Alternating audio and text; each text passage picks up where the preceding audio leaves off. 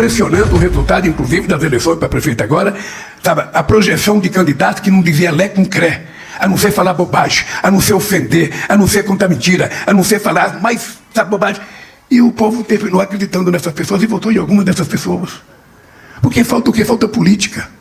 Falta discutir política da universidade, falta discutir política na escola, falta discutir política na fábrica, porque a política é quase como o ar que a gente respira.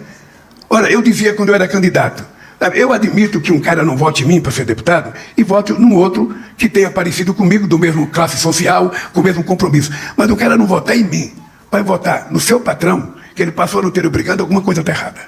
Alguma desinformação não chegou nessa pessoa. Porque eu, no mínimo, quando eu voto, eu dizia agora, ultimamente, que era o seguinte: escolher um candidato a alguma coisa é como escolher um padrinho para o seu filho. Quando você escolhe um padrinho para sua filha ou para o seu filho, o que você quer? Uma pessoa de extrema confiança, uma pessoa que você conheça, e uma pessoa que você sabe, num infortúnio qualquer da tua vida, essa pessoa vai cuidar do teu filho, ou vai ajudar a cuidar do teu filho. É assim que a gente escolhe um padrinho ou uma madrinha. Eu nunca vi ninguém escolher o pior inimigo para ser padrinho ou madrinha. O cara que eu odeio, o cara que eu não gosto. Não, é sempre uma pessoa que a gente gosta, que a gente tem apreço. Ora, mas se você faz isso para escolher um padrinho, ora, por que você não faz o mesmo para cuidar da tua família, que é o caso do prefeito? Porque o prefeito cuida da tua família, ele cuida da rua, ele cuida da escola, ele tem que cuidar do transporte coletivo, ele tem que cuidar do lazer, ele tem que cuidar das coisas que a cidade tem que oferecer. É simples assim. Mas uma coisa tão simples é tão difícil, porque tem coisa que você vê totalmente irracional. E aí eu acho que a educação é a base para isso, e tem que ser uma boa educação. Uma boa educação, porque se a pessoa tiver uma boa educação, o homem vai ser um cara cuidadoso, ele vai ser um cara, sabe, que não fala tanta bobagem, que sabe respeitar o direito dos outros, que sabe que o limite da democracia é ele não ocupar o espaço dos outros. Tudo isso vai acontecer. E para a mulher? O que significa a educação para a mulher? Eu tenho dito que a educação para a mulher significa a coisa mais sagrada que uma pessoa tem que ter: a independência. A independência. Uma mulher com profissão, com emprego garantido e com salário, ela não vai aceitar ter do lado dela uma pessoa para conviver que ela não gosta, que maltrate ela, que ofenda ela, que não ajude ela nas coisas de casa. Ela não vai viver com alguém por causa de um prato de comida ou porque pagou aluguel. Ela vai viver com gente que ela queira viver. Ela vai fazer a opção de ser feliz. Ela vai querer viver tranquilamente. Porque muitas vezes a gente vê que as pessoas, por necessidade financeira, ficam suportando um traste dentro de casa. Não é um traste, porque eu aprendi com a minha mãe: um homem que levanta a mão para bater na mulher, a mão dele deveria cair. Porque não é para isso que a gente mora junto com uma pessoa. E a Andressa é o exemplo de que a oportunidade torna as pessoas iguais. A oportunidade, ela prova que ninguém é mais inteligente do que ninguém. Ela prova que se todos tiverem a mesma oportunidade, tiverem acesso aos mesmos livros, tiverem acesso aos mesmos professores, elas vão se desenvolver por si só, independentemente da origem social. O que elas precisam é ter do Estado aquele braço que o Estado tem que ter para ajudar aqueles menos favorecidos. Não é que a gente faz opção pelos pobres, ninguém gosta de ser pobre. O que a gente faz opção é de garantir aqueles que ficaram para trás na educação, na economia, no salário, a gente permitir que eles pelo menos consigam subir degrau, um pouquinho de degrau a cada ano, para que todo mundo tenha a mesma oportunidade. E eu fico feliz, Andressa, quando eu vejo você aqui dizer que foi ganho pela ciência. Eu pensei que eu não gostava de música clássica. E um dia eu fui ganhar um prêmio na Áustria. Eu tive pela primeira vez a oportunidade, eu era pernambucano, o meu caso era forró, o meu caso era Luiz Gonzaga, era Dominguinhos, ou seja, eu falei, meus ouvidos não vão nunca concordar com música clássica. E aí eu fui ganhar um prêmio na Áustria e fui assistir, sabe, um concerto de violino. Eu nunca vi uma coisa tão bonita na vida. E eu descobri que meus ouvidos estavam preparados também para ouvir aquilo e gostar daquilo. Sabe? Então eu percebi que o que falta é o acesso. Eu, quando vi a Andressa falar, e ela confundia a Luciana com o Camilo com a Luciana, eu fico imaginando como é que ela ficou nervosa, porque todo mundo que vai falar pela primeira vez em público, a gente tem um apagão. E eu vou dizer, Andressa, que você se saiu melhor do que eu quando eu fui fazer meu primeiro discurso na minha posse do Sindicato dos Metalúrgicos, dia 24 de abril de 1975. Eu fui ler um discurso e eu não consegui ler o discurso de tanto que a minha mão tremia. Foi obrigado um companheiro a segurar minha mão para que eu pudesse falar. E quando eu terminei de falar, fui dar uma entrevista para um companheiro que já morreu, Julinho de Gramont, que era meu assessor de imprensa, mas antes ele trabalhava na Bandeirantes. E quando ele me fez a primeira pergunta, a minha perna tremeu tanto que eu fui obrigado a sentar para poder dar a resposta. Então eu quero te dizer, se você for comparado a mim, você já é uma exímia oradora nesse país. Mas, além desse fato, Andressa, o fato de você dizer o que você falou, de onde você é e da sua origem, me dá muito, mas muito mais orgulho de um dia ter tido a ideia de criar as Olimpíadas nesse país. Eu queria criar as Olimpíadas de Matemática, porque eu achava que a matemática era uma matéria muito difícil para os alunos na educação, e eu tinha recebido a professora Sueli Druck, que até então era presidente do INPA, e ela me trouxe as pessoas que ganharam medalha de ouro das Olimpíadas de 2004. E eu percebi que aquelas crianças, aqueles meninos adolescentes que ganharam medalha de ouro, eram todos de escolas privadas. E por estranho que pareça, a maioria era do estado do Ceará. E a segunda era do estado do Piauí. E eu fiquei imaginando por que não São Paulo, por que não Minas, por que não Rio de Janeiro, por que não Rio Grande do Sul, por que em 2 estados pobres do Nordeste. E aí eu pensei, bom, e se a gente então levar a Olimpíada da Matemática para as escolas públicas? Na época, com o desdém que a gente sempre ouve quando a gente fala de escola pública ou das coisas públicas, o pessoal dizia para mim, não, presidente, os alunos da escola pública não vão se interessar pelas Olimpíadas. Eles não vão se interessar. Eu falei, mas vamos fazer o desafio e vamos testar. E veja que coisa engraçada. Em 2005, se inscreveram 10 milhões de meninas e meninos da escola pública para fazer as Olimpíadas da Matemática. Em 2006, a gente não pôde fazer nenhuma propaganda porque era eleitoral. A gente não pôde nem colocar um papel na porta da escola convidando os alunos para se inscreverem. Não era ter nome de candidato, não. Era só para se inscrever. Nós fomos proibidos pela Justiça Eleitoral. E a resposta foi que se inscreveram 14 milhões de jovens. 4 milhões a mais do que na primeira. Na segunda, fomos para 18. Na terceira, vamos para 18 milhões de crianças inscritas. Hoje eu não sei quanto tem, mas deve estar mais ou menos perto disso. E aí eu tinha pensado, bom, por que só a Olimpíada da Matemática? Por que não a Olimpíada de Português? Porque eu tinha visto que nas provas de redação nas escolas era uma prova muito difícil para os alunos nos vestibulares. E por que a gente não pode fazer, sabe, uma Olimpíada de Português? E fizemos a Olimpíada de Português. Na primeira inscrição se inscreveram 5 milhões de meninas e meninos. E aí eu pensei, por que não uma Olimpíada de Ciência? Já que a ciência é uma matéria muito difícil na escola, pelo menos para mim, quando eu estudei, o pouquinho que eu estudei. Ou seja, eu estudei tão pouco que não deu nem tempo de estudar ciência. Mas eu percebi que era uma matéria que a meninada tinha um pouco de medo. E eu falei, por que não criar uma Olimpíada da Ciência para que a gente possa cativar e motivar os meninos a estudarem?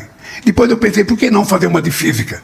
Bom, nem tudo que a gente pensou pode ser implementado. Eu estou vendo aqui os companheiros que eram da Uni naquela época, ou seja, estão aqui já, quem sabe, sendo professores. E o dado concreto é que o resultado foi extraordinário.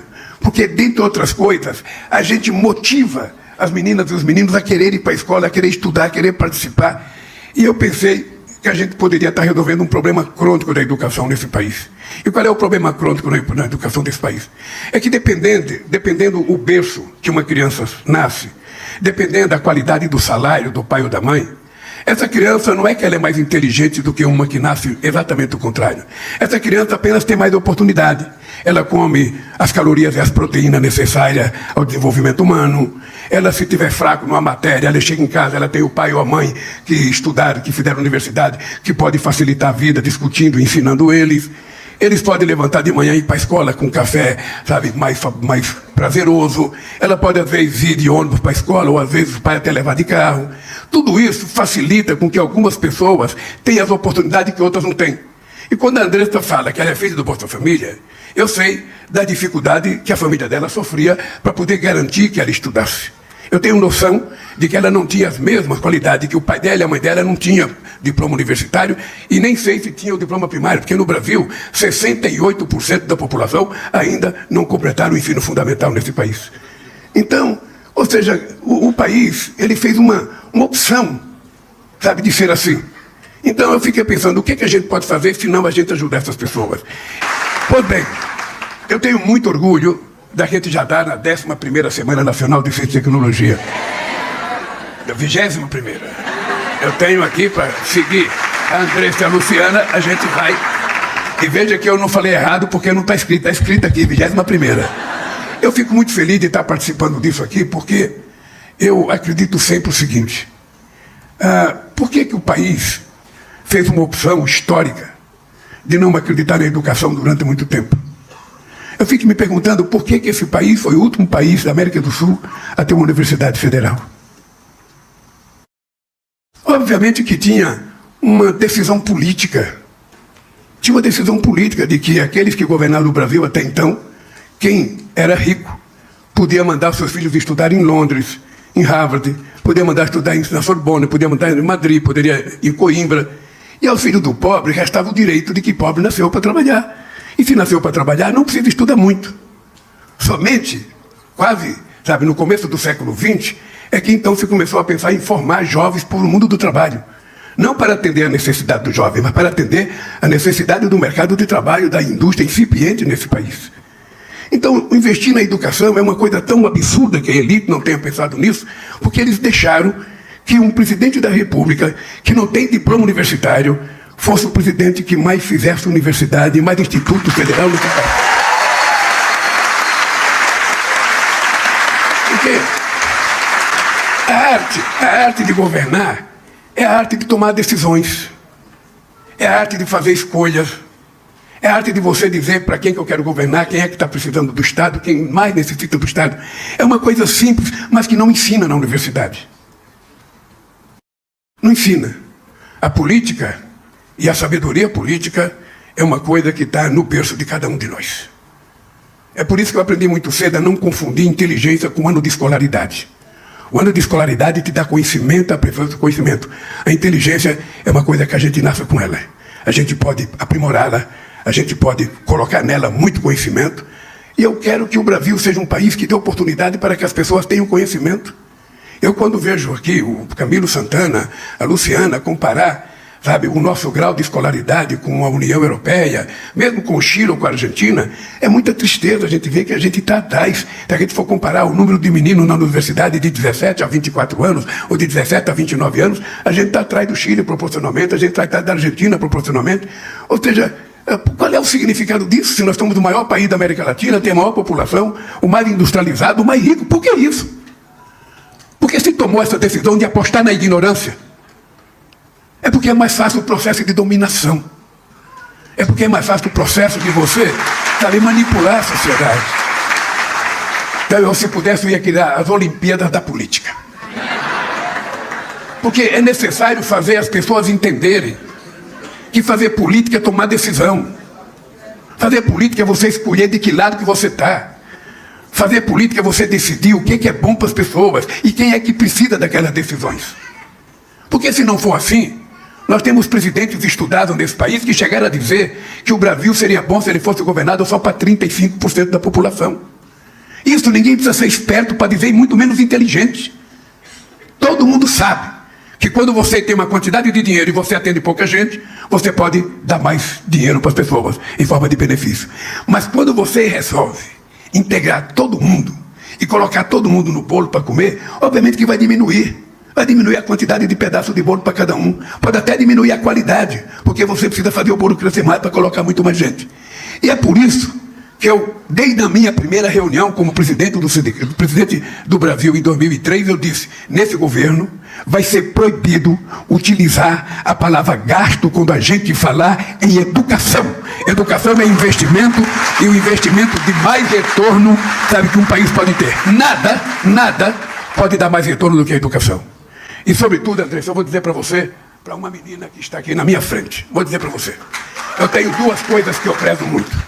Primeiro, a educação, para todo mundo, ela é importante porque ela te dá mais conhecimento, te prepara para enfrentar a dificuldade, te prepara para arrumar um emprego melhor, até para você escolher o emprego, te prepara para você escolher viajar para um país, querer conhecer outras línguas, outras culturas.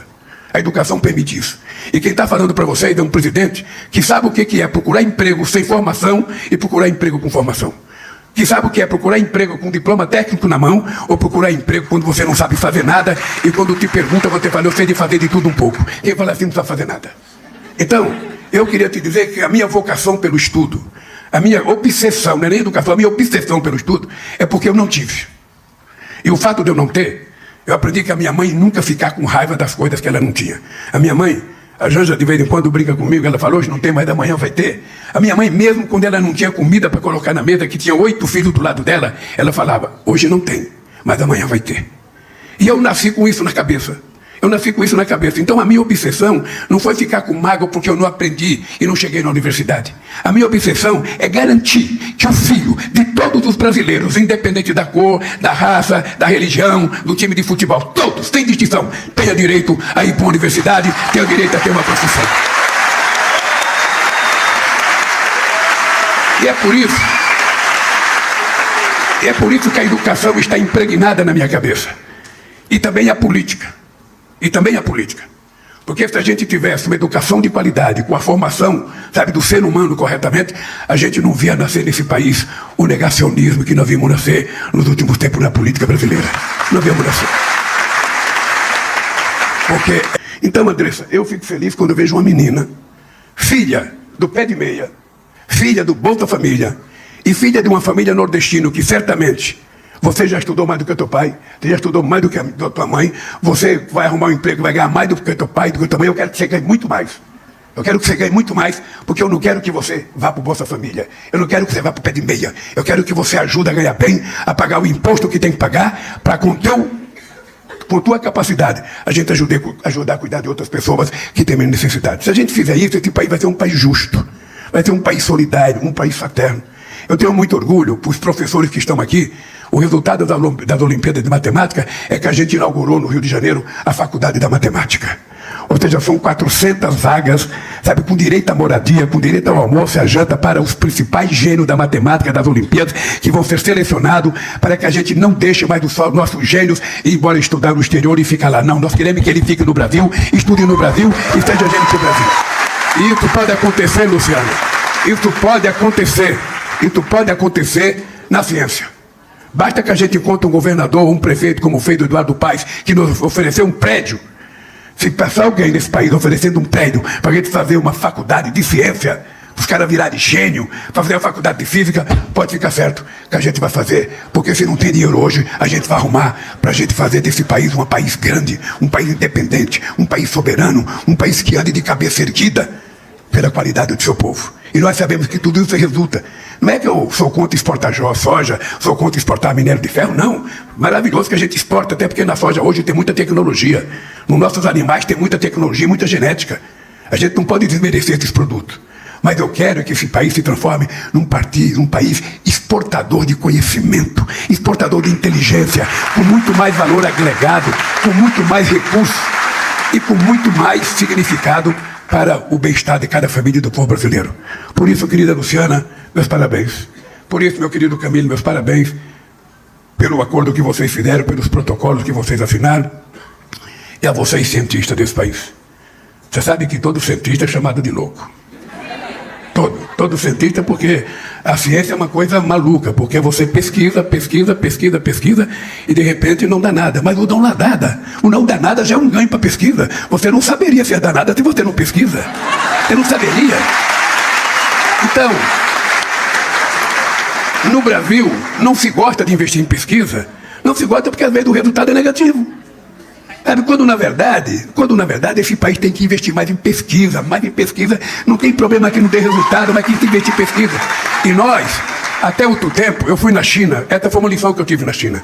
Aqui no Brasil a gente tinha a tese de que um cientista, um pesquisador, ele fazia a sua tese, a sua pesquisa, e o resultado ficava para ele queria colocar na gaveta, eu sou dono dessa pesquisa é minha, aqui ninguém mexe.